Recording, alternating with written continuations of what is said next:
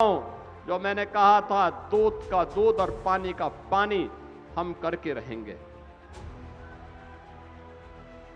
जन आस्था के साथ खिलवाड़ स्वीकार्य नहीं। सनातन आस्था के साथ जो भी खिलवाड़ करेगा उसका भुक्तभोगी होगा। किसी को छूट नहीं दी जा सकती। लेकिन दोस्तों नमस्कार, मैं हूं आपके साथ दिनेश कुमार। उत्तर प्रदेश में राम मंदिर कथित चढ़ावा चोरी मामले में लगातार सवाल ये उठ रहे हैं कि जिन 8 आरोपियों को जिनके खिलाफ एफआईआर दर्ज हुई थी उनको गिरफ्तार किया गया है, लेकिन इसी के साथ साथ ट्रस्ट के महासचिव चंपत राय और ट्रस्ट के सदस्य डॉक्टर अनिल मिश्रा ने अपने पद से और ट्रस्ट की सदस्यता से इस्तीफा भी दे दिया है। दरअसल इस पूरे मामले पर भारतीय जनता पार्टी का पक्ष समझे तो सीधे महाराज मुख्यमंत्री योगी आदित्यनाथ का जिक्र बीजेपी के नेता करते हुए लगातार नजर आ रहे हैं। कहा जा रहा है कि सरकार इस मामले को लेकर काफी गंभीर है। बता दें आपको कि ट्रस्ट के अनुरोध के अनुसार सरकार ने एसआईटी का गठन किया। एसआईटी ने 7 दिनों तक जांच की। प्रारंभिक जांच रिपोर्ट 9 दिनों के बाद सौंपी गई, जो अपर गृह सचिव को सुपुर्द की गई। दरअसल अब 8 लोगों की जो गिरफ्तारी हुई है, जिनके एफआईआर में नाम सामने आए, उनमें तमाम वो लोग हैं जो ट्रस्ट के सदस्यों के साथ जुड़े हुए थे। जिसमें चंपत राय के ड्राइवर की बात करें, लवकुश मिश्रा जो कि अनिल मिश्रा के साथ जुड़े हुए हैं, तमाम वो लोग हैं जो एक दूसरे से इंटरकनेक्टेड थे, रिश्तेदारी में इंटरकनेक्टेड थे। लेकिन अब योगी आदित्यनाथ ने एक बड़ा बयान दिया है। योगी आदित्यनाथ ने कहा है कि यदि साक्ष्य नहीं है, सबूत नहीं है, तो आरोप प्रत्यारोप विपक्ष तुरंत बंद कर दे। विपक्ष को इन आरोप प्रत्यारोपों को बंद कर देना चाहिए यदि उनके पास साक्ष्य और सबूत मौजूद नहीं है, और यदि साक्ष्य और सबूत मौजूद है तो एसआईटी को वो सबूत सौंपने चाहिए। दरअसल कांग्रेस पार्टी, समाजवादी पार्टी और विपक्षी दलों पर निशाना साधते हुए मुख्यमंत्री योगी आदित्यनाथ क्या कुछ कहते हुए नजर आए, और एसआईटी ने जब ये शंका के आधार पर ये रिपोर्ट सौंप दी है जिसमें संशय जताया गया था कि गड़बड़ी हुई है, ट्रस्ट ने एफआईआर करवाई कि चढ़ावा चोरी हुई है, उसके बाद 8 लोगों को गिरफ्तार किया गया, तो फिर योगी आदित्यनाथ किन सबूतों की बात कर रहे हैं, चर्चा करेंगे आगे। लेकिन पहले मुख्यमंत्री योगी आदित्यनाथ का बयान सुनिए। याद करिए, जन आस्था को सम्मान प्राप्त हो, जन आस्था के साथ खिलवाड़ न हो। मैंने कहा भी था, मैं 19 जून को अयोध्या के दौरे पे था। मैंने तब भी कहा था, अयोध्या हम सबकी आस्था की प्रतीक है, भारत के सनातन धर्म की आस्था की प्रतीक है। अयोध्या पर आक्षेप मत करो। प्रभु श्री राम की मर्यादा का पालन करना सीखो। और अयोध्या के बारे में जो कदपे समाचार मिल रहे थे, हमने कहा था एसआईटी गठित की गई है। एसआईटी की रिपोर्ट आने के साथ ही हमारी कार्रवाई भी प्रारंभ हो जाएगी। और आपने देखा होगा, एसआईटी की रिपोर्ट आई, तुरंत कार्रवाई प्रारंभ हो गई। और मैं आश्वस्त करता हूं, जो मैंने कहा था, दूध का दूध और पानी का पानी हम करके रहेंगे। जन आस्था के साथ खिलवाड़ स्वीकार्य नहीं। सनातन आस्था के साथ जो भी खिलवाड़ करेगा उसका भुक्तभोगी होगा। किसी को छूट नहीं दी जा सकती। लेकिन बहनों और भाइयों, मैं आप सबको इस बारे में भी कहना चाहूंगा, पूरे प्रदेशवासियों से मैं कहना चाहूंगा, सभी राम भक्तों से मैं अपील करना चाहूंगा,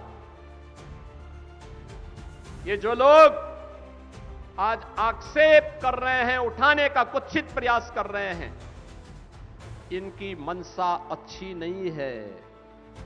ये वे लोग हैं जो भगवान राम को नकार चुके थे, भगवान राम के अस्तित्व पर प्रश्न खड़ा कर चुके थे। एक पक्ष उसमें है जो कहता था कि राम हुए ही नहीं, एक पक्ष कहता था राम हुए ही नहीं, यानी अयोध्या को भी ये नकारना चाहते थे। लगातार न्यायालय में ये मुकदमा लड़ते रहे, वकीलों की फौज खड़ी करते रहे राम जन्मभूमि आंदोलन के खिलाफ, राम मंदिर निर्माण के खिलाफ। और दूसरा पक्ष वह है जो जय श्री राम पर लाठी और गोली चलाते थे, यानी भगवान राम का नाम लेने पर जो लोग गोली चलाते थे, आज वे कहते हैं कि आस्था के साथ खिलवाड़ हुआ। अरे आस्था तुम बताओगे हमें आस्था? रामनवमी पे दंगा करवाते थे, श्री कृष्ण जन्मोत्सव को बैन करते थे, कावड़ यात्रा को नहीं निकलने देते थे, दुर्गा पूजा में दंगा करवाते थे। लार का दंगा तो सबको याद है ही। बहन और भाइयों, ये लोग कहते हैं आस्था के साथ खिलवाड़ हुआ। इनके काले कारनामों का चिट्ठा जब खुलता है, याद करिए कांग्रेस ने देश को लूटा ही नहीं था, नोचा था। बेईमानी और भ्रष्टाचार के कीर्तिमान स्थापित किए थे। बेईमानी और भ्रष्टाचार के जो कीर्तिमान स्थापित किए थे, वे आज अयोध्या पे आक्षेप लगा रहे हैं। बहन और भाइयों, ये स्वीकार्य नहीं। सरकार की जो मंशा है, सरकार ने पहले दिन कहा कि दूध का दूध और पानी का पानी सबके सामने आएगा, लेकिन मैं फिर से अपील करूंगा, राम भक्तों की अग्नि परीक्षा मत लो। राम भक्तों के साथ, उनकी आस्था के साथ खिलवाड़ करना बंद करो। अगर तथ्य नहीं है, पुष्ट प्रमाण नहीं है, तो आरोप प्रत्यारोप बंद करो, और प्रमाण है तो एसआईटी को सबूत सहित प्रमाण प्रस्तुत करो। एसआईटी की सिफारिश के अनुरूप सरकार कार्रवाई को आगे बढ़ा रही है, और जब वरिष्ठ अधिकारियों की टीम कार्य कर रही है तो उसमें फिर राजनीतिक बयानबाजी बंद करें। तो सुना आपने, यूपी के मुख्यमंत्री योगी आदित्यनाथ सीधे देवरिया में आयोजित एक सरकार के कार्यक्रम को संबोधित करते हुए श्री राम जन्मभूमि से जुड़े हुए मामले पर लगातार बोलते हुए नजर आए।